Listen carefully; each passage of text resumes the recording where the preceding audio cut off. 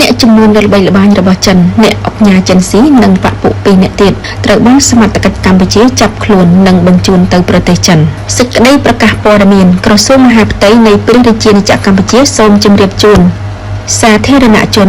ជាតិនិងអន្តរជាតិជ្រាបថាក្នុងក្របខ័ណ្ឌនៃកិច្ចសហប្រតិបត្តិការប្រយុទ្ធប្រឆាំងឧក្រិដ្ឋកម្មឆ្លងដែននិងផ្អែកតាមសំណើរបស់អាជ្ញាធរមានសមត្ថកិច្ចនៃព្រះរាជាណាចក្រប្រជាមានិតចិនសមត្ថកិច្ចនៃព្រះរាជាណាចក្រកម្ពុជាបានចាប់ខ្លួនពលរដ្ឋចិនចំនួន3នាក់បញ្ជូនទៅសាធារណរដ្ឋប្រជាមានិតចិនប្រតិបត្តិការនេះបានធ្វើឡើងកាលពីថ្ងៃទី6ខែមករាឆ្នាំ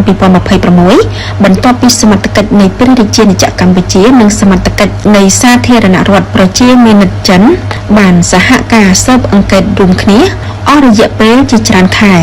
ក្រសួងមហាផ្ទៃនៃរាជរដ្ឋាភិបាលកម្ពុជាសូមបញ្ជាក់ជូនថាឈ្មោះចិនស៊ីត្រូវបានព្រះមហាក្សត្រចេញព្រះរាជក្រឹត្យដកសញ្ជាតិខ្មែរដោយផ្អែកតាមច្បាប់សញ្ជាតិនៃព្រះរាជាណាចក្រកម្ពុជាកាលពីខែធ្នូឆ្នាំ2025អាស្រ័យដូចបានជម្រាបជូនសូមសាធារណជនជាតិនិងអន្តរជាតិជ្រាបថ្ងៃពុធ400ខែបុស្សឆ្នាំម្សាញ់ចត្វាស័ក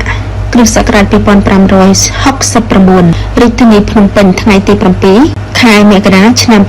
2026អ្នកនាំពាក្យក្រសួងមហាផ្ទៃ